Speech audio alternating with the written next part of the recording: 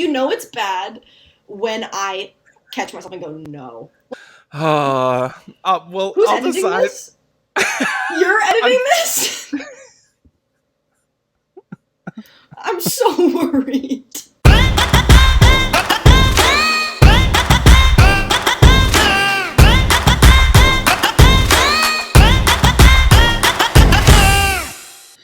Hi, everyone, and welcome to the table. My name is Patrick Murray, and joining us today as a very special co-host, she has climbed the corporate ladder of the table / we are shamelessly clout farming your existence. Please welcome Carley Thorne.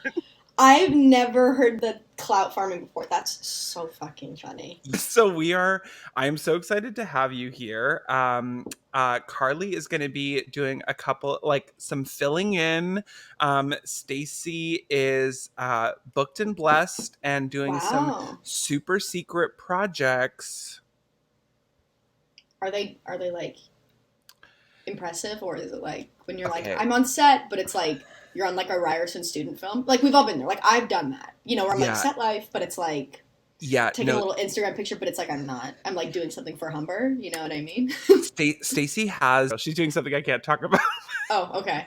I was thinking the other day, like, if I could book something, and this is like if you're saying like, obviously, like, you can't answer like, oh, my dream booking would be like a show about my like, you know what I mean? Like, it has to be like something that you could like feasibly book now. I would love to just be like dead little girl.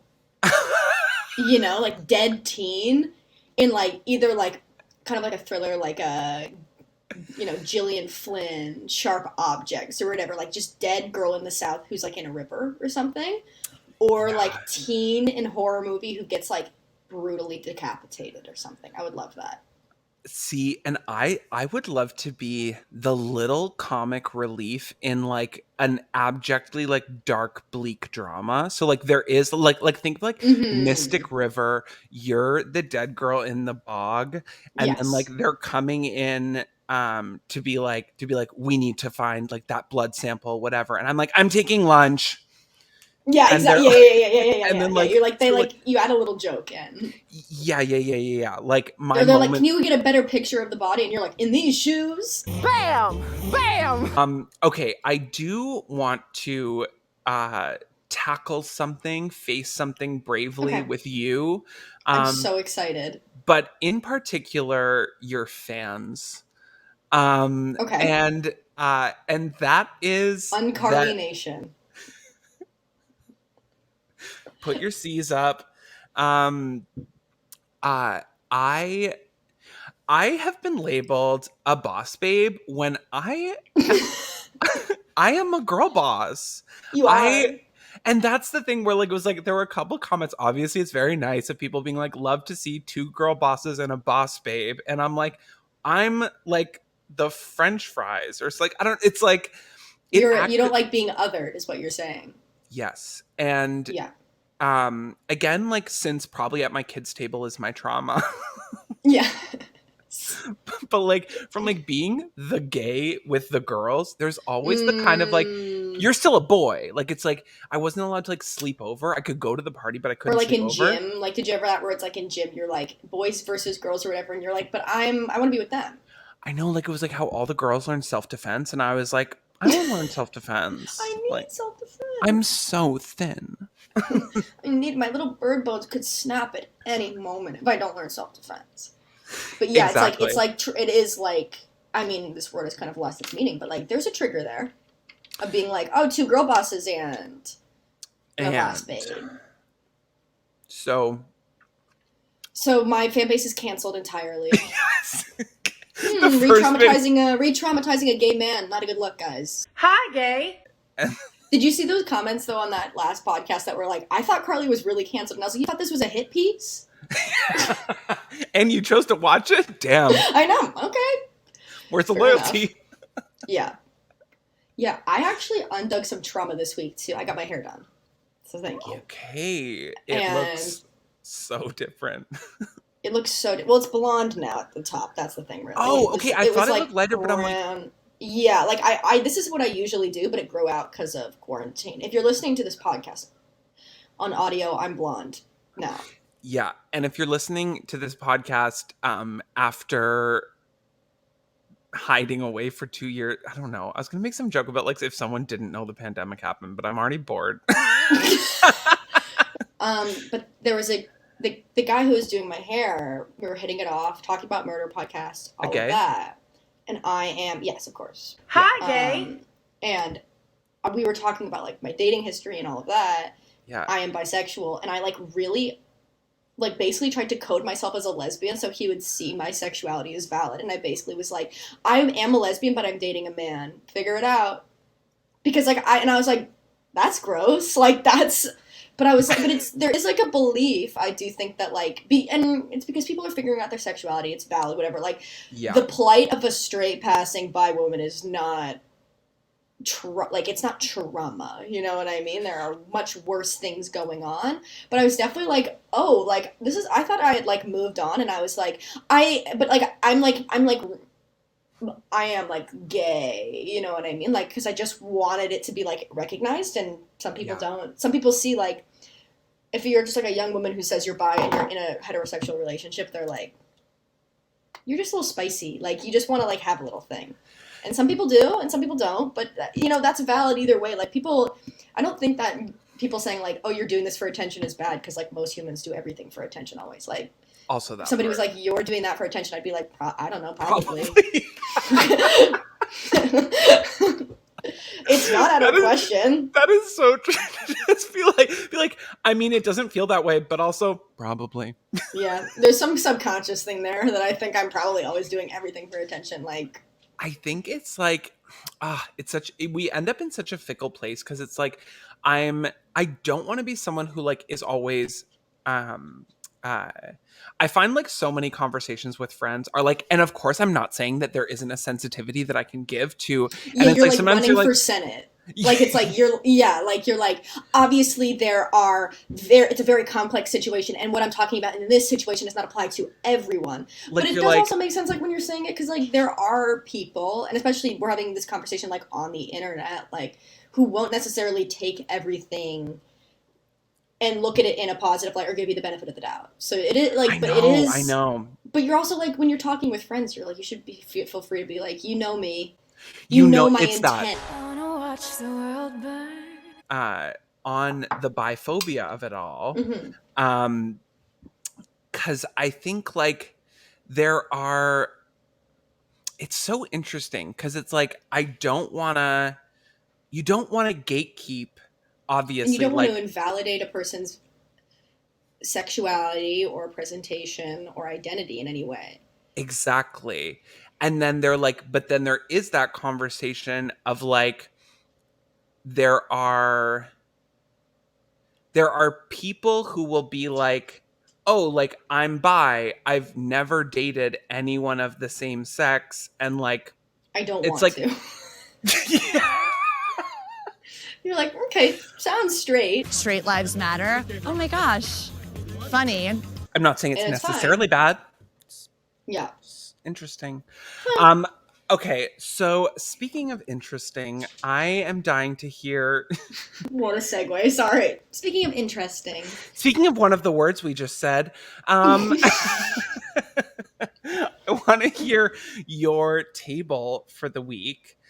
Bam! Do you have any ideas so far? Because I do kind of have one-ish. I feel like always Ted Bundy is at your table. I was going to say Karla Homolka. Because I have questions. I was talking about her because I was talking to my hairstylist. I say my as if he's like, he travels with me, the guy doing my hair. But it seems weird to say the man doing my hair because then it just seems like I'm in an alley or something. It was too much money. Don't worry, everyone. But we were talking about like crime But podcasts. I got it for free because I'm bi. Mm-hmm. We were talking about like murder podcasts because you know how you're like, okay, like when I get my hair dyed, so like I'm gonna be there for like 3 hours. So I'm like, we have to find some conversation topics, like stat. Mm-hmm. So we like found out that I found out that he liked true crime, and I was like, great, we'll talk about murders, whatever. Yeah. And then we got to talking about how Karla Homolka, girlfriend of the Scarborough rapist, who, I mean, trigger warning. Well, trigger warning at the beginning of this. If you ever see Carly and I on a screen together, if you're triggered by anything, it's not a good situation for you. We'll say something fucked up. It's gonna cannibalism. Happen. It is everything is always on. Anything on the table except for vomit. I never talk about vomit. Do you not? I don't think it's funny.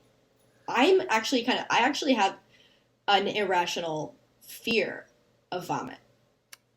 Which is weird. I can handle vomit way more than I can handle poo caca, and I do not want to. And although I did accidentally trap someone in a room once because someone had barfed by the door, and I was like, "Oh my God!" and I was like laughing so much, it was so insane. I'm like, "This is so gross," and then it was so gross that then I barfed. And then, so I was literally like laughing. If you are triggered by vomit, by the way, guys, it's in this episode, actually. I was like laughing and then being like, "Oh my God, I think I'm going to barf too." And then I was like, laughing. It was just like, and we were screaming for help. Shock response. Yeah. Yeah. We were like all kids in like the upstairs of like someone's house, barfing and screaming for help. Bad. And no one came. Like, it took people way too long. This is like a sleepover situation? No, it was a Christmas party, so all the adults were like drinking and like singing Christmas carols as the kids were screaming help. Fucking Christmas parties as a child, where it's like all the parents go downstairs and they get like, not my parents because they're good parents, so like they would go, but like parents would get like fucked, like blackout, drunk, right? And I remember, like, even as a kid, it's like, you're let loose. Like, you are just let to do whatever you want. Everyone's on sugar. I saw 2 Girls, 1 Cup for the first time at, at a Christmas party like this. Can I tell you something? That haunts me to this day? And sometimes I wonder if I need to, like, find this now grown adult and make amends. Okay. Okay, I'm going to set the scene for you. And so this is, like, a bunch of neighborhood kids at a Christmas party. We're all in the basement. Yeah. Okay. I am the oldest. So there's a sense of response. I was 19. No, I was like, okay. I was probably like, let's say I'm 12 and then the ages are going like 7 or like, you know, it's like it's going down. Okay. So there's always this kind of like, you're in this like weird spot where you're like kind of one of the kids, but you have like this weird, like, there's like added like responsibility on you. Definitely. No, because you would be like, if something bad happened, people would be like, what were you doing? And okay, so what happened? Okay. Okay, so this one kid was being like, he was very hyperactive, probably ADHD. Yeah, we love it. ADHD king. ADHD king, and he was acting out. He was being disruptive. He was being disruptive and being a little shit. And the idea came up that in order to contain him, we should tie him up. I love kids left to their own devices. They're fucking crazy. And here's the thing that was hard to explain on the flip side of the Stanford prison experiment. Yes. Was that for a significant chunk of the tying up process, he was laughing. He was like, like, yeah, it's the kid thing where it's like, whatever, they like want to be like the villain or whatever, and then they want you to do it. I totally get it. It's like the same, like in a pool that you like shoot them with water guns and they like want the attention. It's a kid dynamic, right? And then it turned. And then things changed. And yeah, and I think as the ball gag, no, I'm kidding. No, I don't know if we taped his mouth. I'm not sure. In my mind, it might have happened. In my mind, we did. And I think if we didn't, it's just because we couldn't find tape. It was getting there. The ball was rolling. Yeah, that then it turned, and it was like he was like crying, upset. Yes. Like a tantrum, almost like very upset. it's like the fear. Like it's like he's like, I don't like this. And again, it wasn't like we were like too bad. It was like, oh my God, okay, like, and we undo the restraints. Yeah. But then that is when the adults got involved. No. And again, like, I mean, this is like making me anxious think about it, like when your parents are like, what happened? The king knows what to do and does it. Mm-hmm. I told you the when I was teaching at camp and I had to reprimand a kid for saying that lesbians can't read. Have I told you this?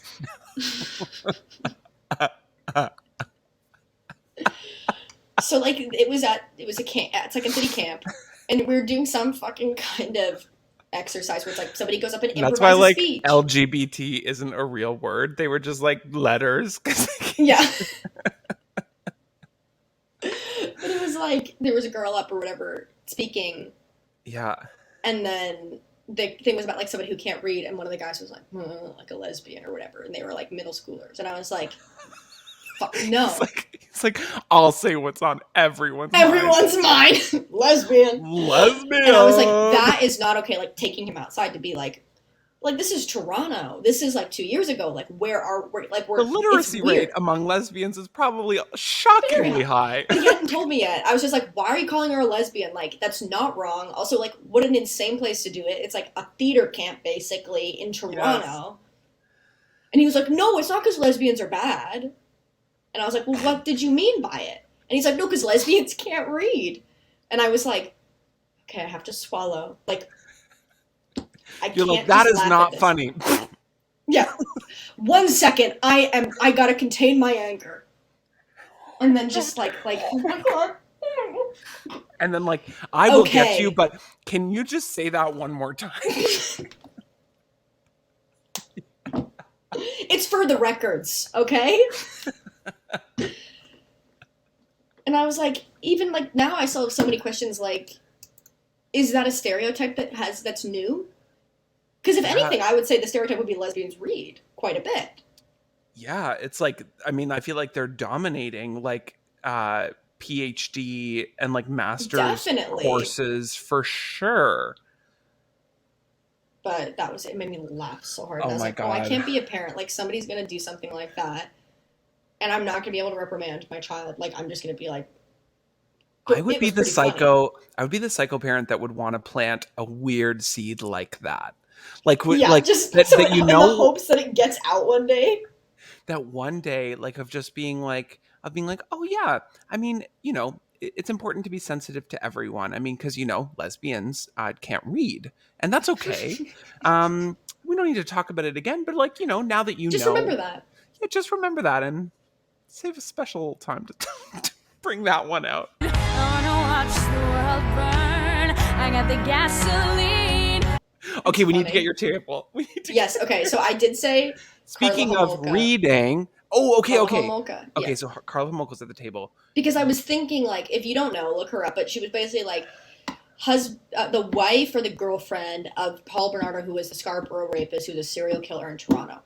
And their whole thing was like they killed 4 women, but one of them they tortured and maybe killed was Karla Homolka's literal sister. Like it's like a family affair. Lesbian! We're all thinking it, aren't we? I'm not. And then she got off because when they caught them or whatever, she was like, I was coerced. I knew I would be next. Like blah blah blah blah blah. And then after she was pardoned, she had the tapes. Yeah, like after she was not like pardoned, but it was like minimum security prison for whatever, a couple years. And I think it was also in exchange for those tapes or something like that, right? But then they watched the tapes afterwards, and she plays like a huge role, is obviously basically like the mastermind behind the torture and is leading the whole thing. And now she's just fully living in like Montreal. Like she's out. So I want her there, not because I agree with like, anything. Because I want to be like, what the fuck? Yeah, I want to be like, what is going on? So what happened? Is our dinner table it's a red table talk intervention with Karla? It's a red table talk of sorts being like, do you feel bad? Do you feel bad? Like I'm genuine. I do wonder. It's healing that needs to happen. Because there's people who like Vince Lee. he might remember him because he decapitated somebody on a Greyhound bus in Manitoba.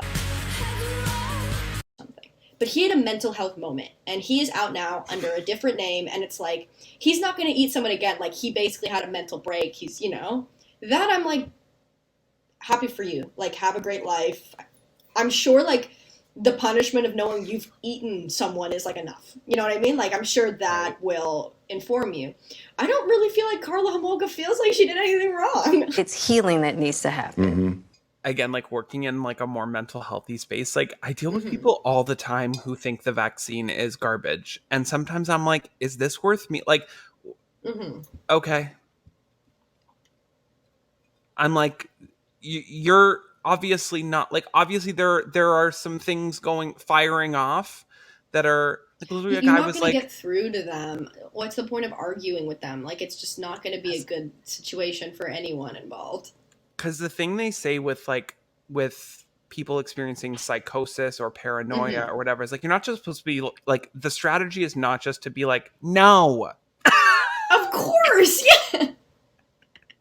They're like, I'm the king of England, and you're like, no, your dad's dead. That's so funny because I just Googled the King of England. Where's your fucking face? Like,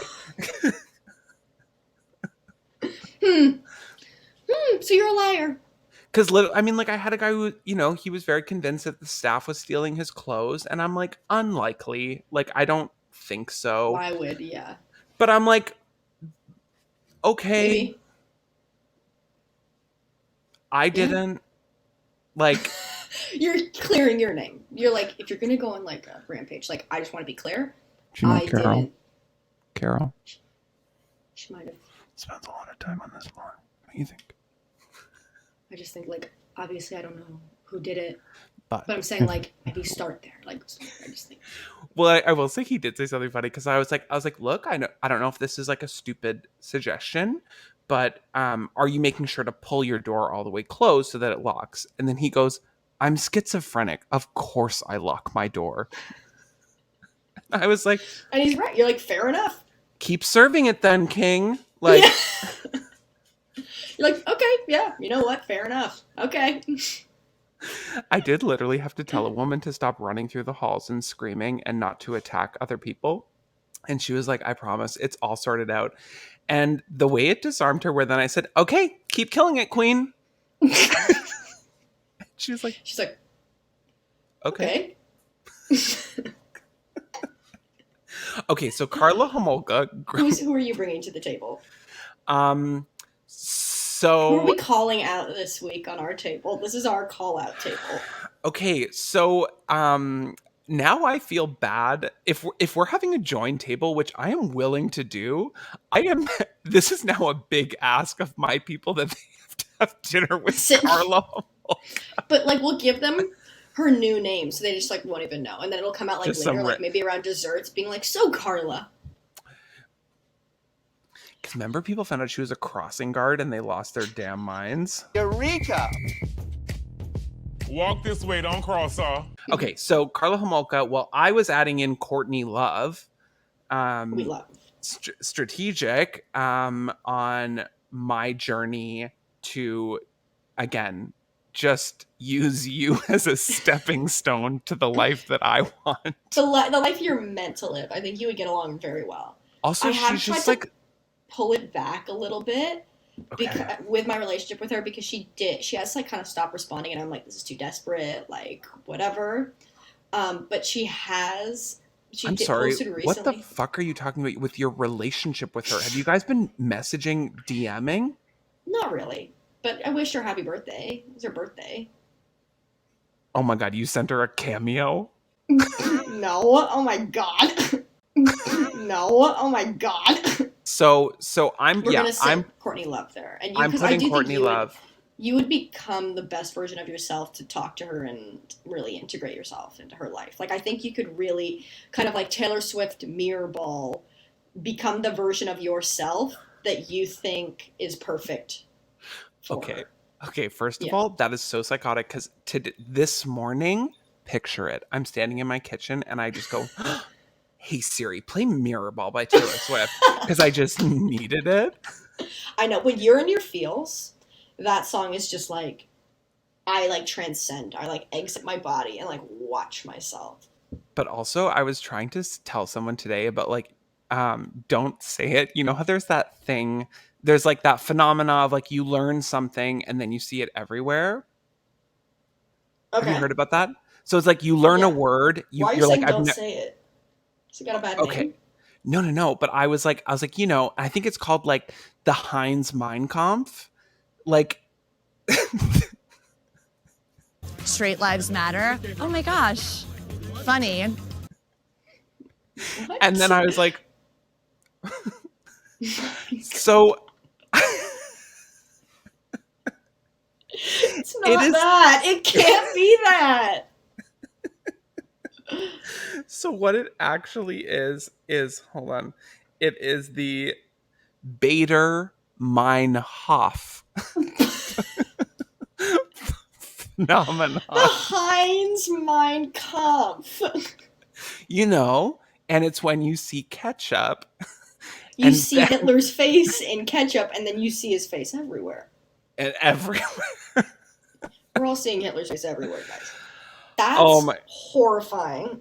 Yeah. Okay, so who else we should put at the table?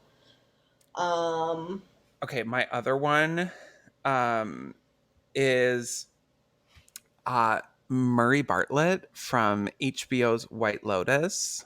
Have you watched White Lotus? I haven't watched it yet. No, everyone told me to watch it. Like, people are this is the reaction everyone gives me. Like, I was talking to my friend Omar, and he was like, have you watched it yet? And I said no, and he like responded with pure aggression.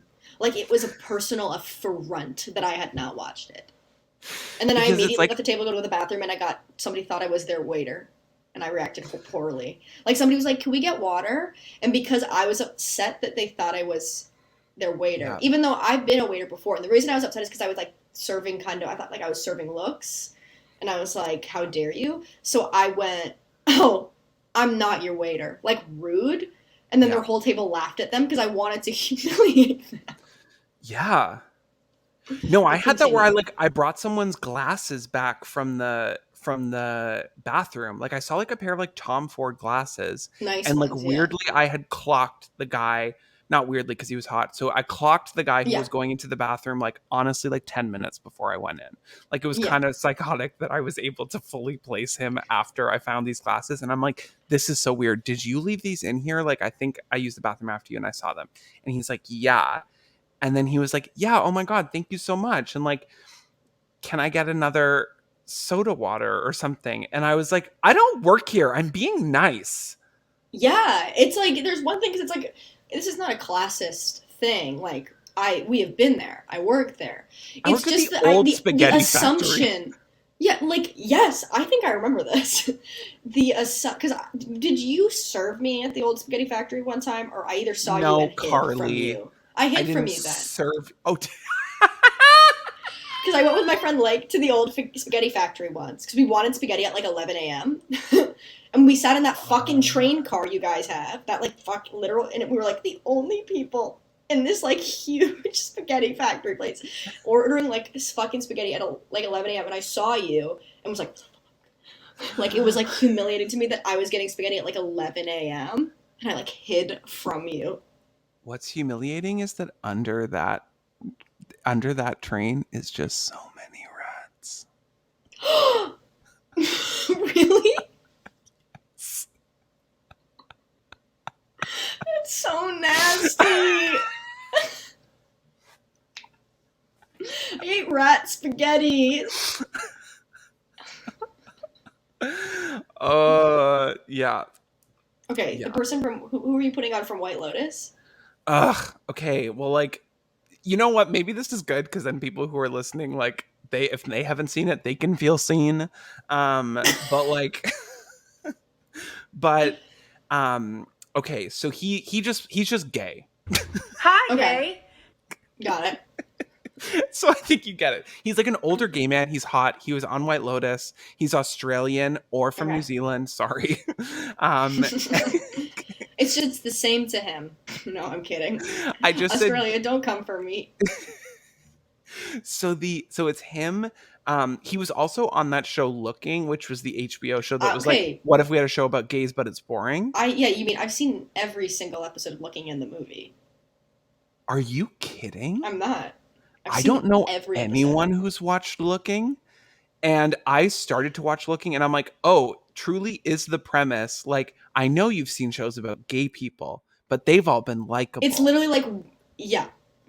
So let's show you shitty gay people who are boring. Just want to take a quick moment to say that I'm gay. Okay, so we have Karla Homolka, we have Courtney Love, we have Murray Bartlett, bringing that Who like was he in Aussie. He's one like with the handlebar mustache. Yeah, Daddy. Yeah. Yeah, Daddy's a king. Yeah. Definitely. And he's Australian, yes.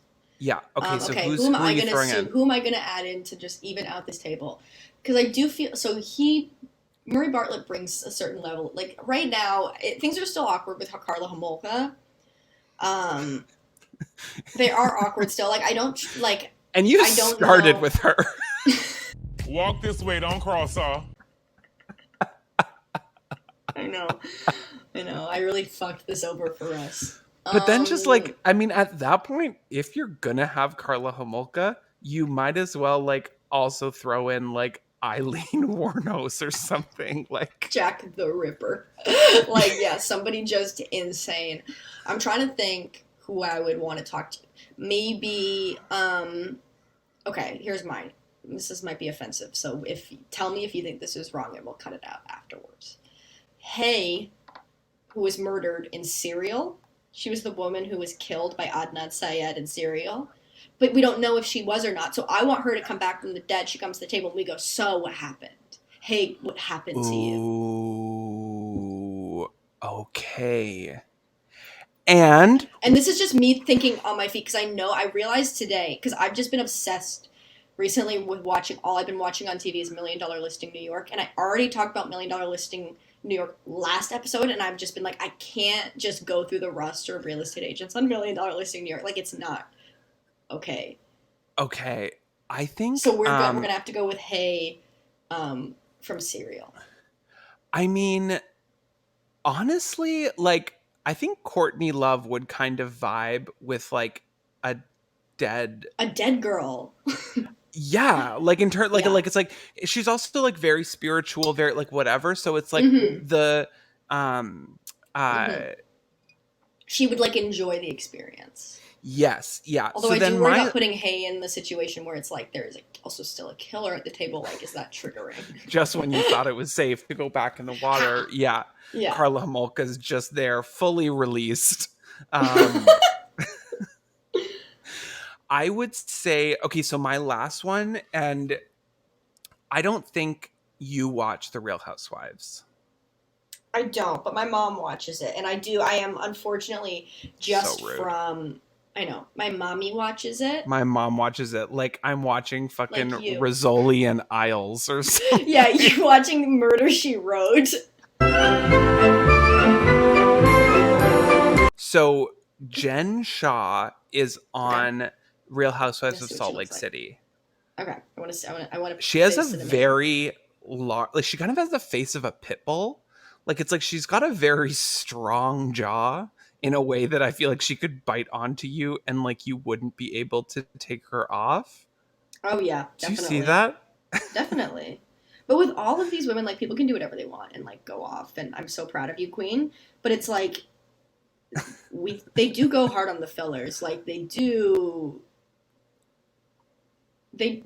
And like she has gone hard. Talking about Smash, have you seen Catherine McPhee's face lately?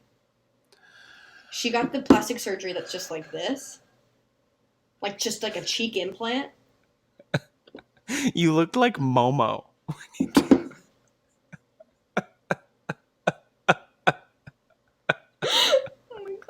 Does this podcast make any sense? Does this make any sense to anyone? No.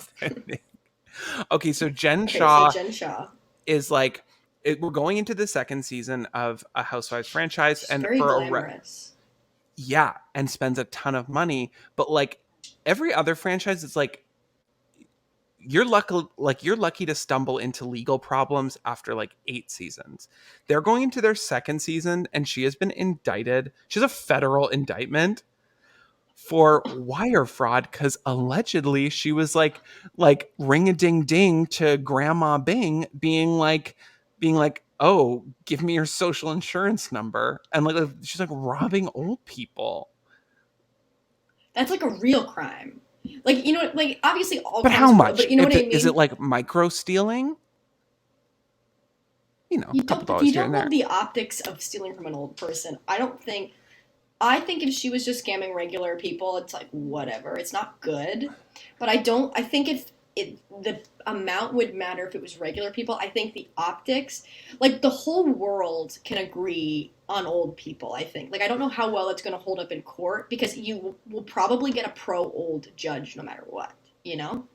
Whereas like there are certain judges like with tax evasion or whatever, it's like who's to say what's going to happen? Or like with the Operation Varsity Blues, it's like maybe you'll get a judge that's also kind of like a rich person who gets it. But it's like you don't know who you're going to get. But like I think most judges would be like, don't scam old people. Also, was she doing it herself? Or she had like her company was allegedly doing this. Like they were like getting information from old people and selling it to people that were like taking money from them. Okay, well, I guess really quickly we can do, I don't know if there's anyone you imagine at your kids' table. I mean, we should move Karla to the kids' table. I think it's going to be bad vibes if she's at the adult table. We should move her. Karla, you're sitting with the Taliban. Oh my god! We're all thinking it, aren't we? I'm not. Look what you've done to my forehead vein. It's popped out. You've stressed me out. Yes, we are an anti-Taliban. We are an anti-Taliban podcast. Like I will say.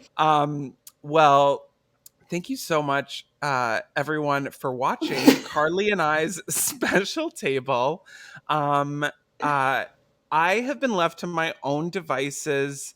Thank God Carly is here to help me along the way. I have no idea if I can edit or if maybe this will just be like the unseen tapes. This is our Homolka tape, if you will. Yeah. So, thank you so much for listening, everyone. Thank you so much. Make sure to rate, give us 5 stars. It really helps you out. And please smash that subscribe button, you subby little cucks. We love each and every one of you. And see you next week. Bye. Bye.